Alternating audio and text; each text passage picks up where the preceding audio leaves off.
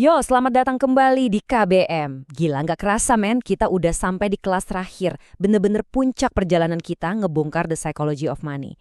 Anggap aja hari ini tuh wisuda kita bareng, ya kan? Dan materi kali ini tuh wejangan terakhir yang paling nancep sebelum kita semua lulus.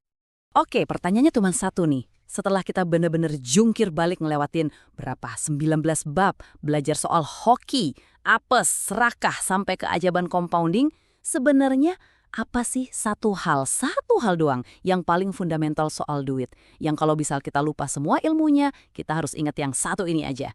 Apa itu? Penasaran kan? Yuk kita bongkar bareng-bareng. Oke, sekarang kita langsung masuk ke the final boss-nya. Ini bukan sekedar rangkuman biasa guys. Ini tuh pesan pamungkas langsung dari otaknya si penulis Morgan Housel. Coba deh bayangin, semua pelajaran dari buku setebel ini disaring, diperes, jadi cuma beberapa butir emas doang. Siapin catatan, this is important. Nah, semua intisarinya itu dirangkum sama si Housel di satu bab pamungkas, bab 19, All Together Now. Ya, anggap aja ini tuh contekan emasnya lah dari seluruh buku. Dan inilah yang bakal jadi fokus utama kita hari ini. Oke, pesan pertama yang dia sampaikan, sumpah ini langsung jelek banget. Dengerin ya. Less ego, more wealth. Saving money is the gap between your ego and your income. Gila, dalam banget kan? Yuk coba kita bedah artinya apa.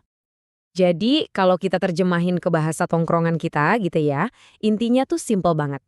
Makin rendah hati, makin kaya. Nabung itu bukan soal gede-gedean gaji, tapi soal jago-jagoan ngerem ego. Nah, kekayaan sejati itu lahirnya dari situ tuh, dari jarak antara pemasukan lo sama hasrat lo buat pamer. Lanjut, pesan kunci kedua, ini mungkin kedengarannya simple banget, tapi coba deh renungin dalam-dalam, manage your money in a way that helps you sleep at night. Nah, ini dia intinya. Atur duit lo dengan cara yang bikin lo bisa tidur nyenyak. Tujuan utama finansial itu bukan buat nyari untung paling gede, bukan buat jadi yang paling wah di tongkrongan, bukan. Tujuannya cuma satu, biar hati tenang. Kalau strategi investasi lo malah bikin lo cemas tiap malam, wah itu tandanya ada yang salah bro. Sekarang kita masuk ke tujuan akhirnya. Di ultimate goal-nya punya duit menurut si Housel. Apa itu? Use money to gain control over your time. Jadi, poin paling pentingnya tuh di sini.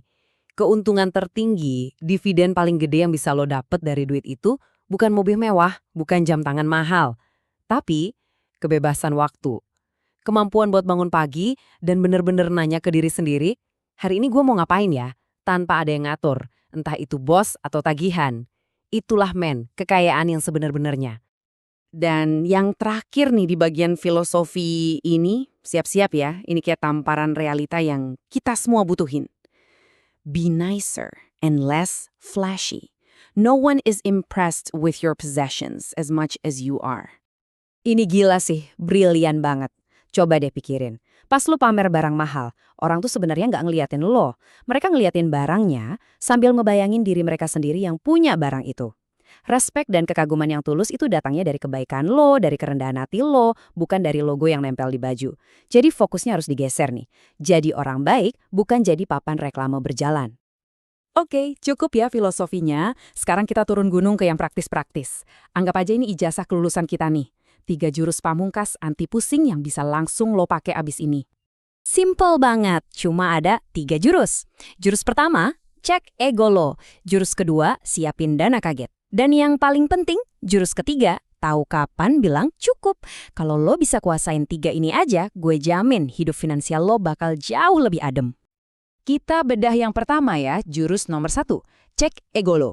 Latihannya gampang banget. Sebelum lo check out keranjang belanjaan atau pesen kopi mahal, coba deh berhenti 5 detik aja. Tanya ke diri sendiri sejujur-jujurnya, gue beli ini karena beneran butuh atau cuma buat pamer? Cuma lo yang tahu jawabannya. Lanjut jurus nomor 2, siapin dana kaget. Eits, ini beda loh sama dana darurat biasa. Kata Housel, kita tuh harus punya tabungan yang nggak jelas tujuannya. Kenapa gitu? Karena hidup itu penuh kejutan yang nggak bisa ditebak. Anggap aja ini dana fleksibel buat nangkep peluang atau buat nangkis masalah yang datang tiba-tiba. Dan yang terakhir, jurus nomor 3, tahu kapan bilang cukup. Jujur aja, ini mungkin yang paling susah buat dilakuin di zaman sekarang. Kita tuh sering kejebak ngejar lebih, dan lebih terus. Garis finishnya geser mulu, bahaya banget itu. Jadi sebelum lo mulai lari, tentuin dulu cukup versi lo itu di mana. Dan pas lo sampai di sana, berhenti. Tarik napas dan nikmatin hidup lo. Nah, sekarang giliran gue yang nanya ke kalian. Coba jujur-jujuran deh, godaan terbesar yang paling sering bikin dompet lo jebol itu apa sih? Apa karena gengsi? Atau karena jebakan diskon marketplace? Atau mungkin FOMO lihat postingan teman-teman lo? Coba deh tulis jawaban paling jujur lo di kolom komentar. Gue beneran pengen tahu. Oke, tarik napas dulu. Kita udah sampai di puncaknya nih. Kalau semua isi buku ini, semua nasihat yang udah kita bahas, harus diperas di satu kalimat sakti doang, inilah dia. Aturan emas keuangan yang harus lo pegang seumur hidup. Dan aturan emasnya adalah, kendalikan waktu lo, maka lo kendalikan hidup lo. Gue ulangi lagi ya, kendalikan waktu lo, kendalikan hidup lo. Karena pada akhirnya semua usaha kita ngatur duit, itu tujuannya cuma satu. Bukan soal angkanya, tapi soal seberapa bebas kita bisa pakai aset kita yang paling berharga dan nggak bisa dibeli lagi, yaitu waktu. Dan serius, gue mau ngucapin terima kasih banget dari hati yang paling dalam buat kalian semua yang udah setia ngikutin perjalanan KBM ini dari awal sampai akhir. Sumpah, belajar dan tumbuh bareng kalian itu sebuah kehormatan buat gue. Gue harap semua ilmu ini bukan cuma masuk kuping kanan keluar kuping kiri, tapi bener-bener jadi aksi nyata di hidup kita semua. Kalau kalian ngerasa dapat sesuatu yang berharga dari pembahasan kita ini, bantu gue sebarin ilmu baik ini ya. Caranya gampang banget. Klik tombol like, terus share ke teman-teman lo, dan yang paling penting, subscribe plus nyalain loncengnya biar kita bisa ketemu lagi di petualangan belajar berikutnya. Sekali lagi makasih banyak ya teman-teman. Perjalanan kita sama The Psychology of Money emang udah selesai di sini. Tapi proses belajar kita itu nggak akan pernah berhenti. Sampai jumpa di bedah buku selanjutnya ya. Siap-siap aja buat dapat ilmu baru yang nggak kalah seru. Ciao!